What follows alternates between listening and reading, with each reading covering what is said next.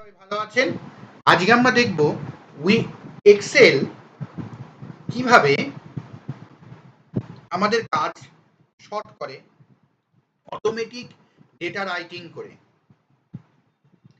আমরা এখানে অনেকগুলো লোকের, অনেকগুলো এমপ্লয়ি বলুন, অনেকগুলো স্টুডেন্ট বলুন, যাই হোক, তাদের নাম এখানে লেখা আছে। এরকম যদি হয় যে এই ডেটা সেটটাই আবার আমার পাশের কলামে লাগবে, তাহলে আমি শুধুমাত্র প্রথম নামটা এখানে লিখব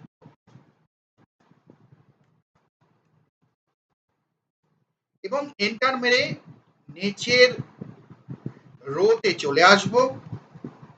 চলে আসার পর আমরা যদি কন্ট্রোল যদি মারি, তাহলে দেখুন পুরো সেটটা কপি হয়ে যাবে।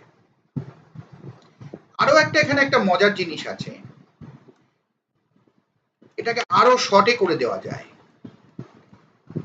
ধরুন এখানে নামটা আছে, এখানে সব নাম, প্রথম নামটা আমি এখানে নিলাম, আর পাশের কলামে এসে কন্ট্রোল আর মারলাম। কন্ট্রোল আর মানে হচ্ছে লেফট থেকে রাইটে কপি হয়ে যাওয়া। এবার নিচের কলামে এলাম, এসে কন্ট্রোল মারলাম।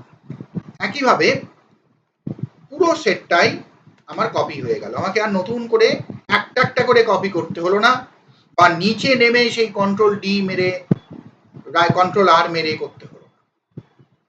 আরো সহজভাবে আরো আর একটা মজাদার জিনিস দেখাই। এখানে যদি আমি শুধু শুধু নামটা লিখি, টাইটেলটা আমি লিখলাম না, না লিখে এবার কন্ট্রোল ইটি মারি, তাহলে দেখুন এখানেও শুধু নামগুলো বসেছে, টাইটেলগুলো আর বসেনি। মানে এটা কিন্তু কপির থেকে এই কারণে আলাদা, এটা পুরোপুরি কপি হলো না। এটা হচ্ছে সেটটা ধরন কি ধরনের আপনি লিখতে চাইছেন সেটা দেখে ওই সেট থেকে এই সেটে সেই ডেটাগুলো নিয়ে এলো।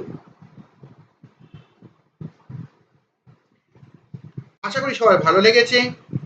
এই ধরনের আরো কন্টেন্ট দেখতে আমার চ্যানেলটাকে ফলো করবেন এবং ভালো লাগলে লাইক করে দেবেন।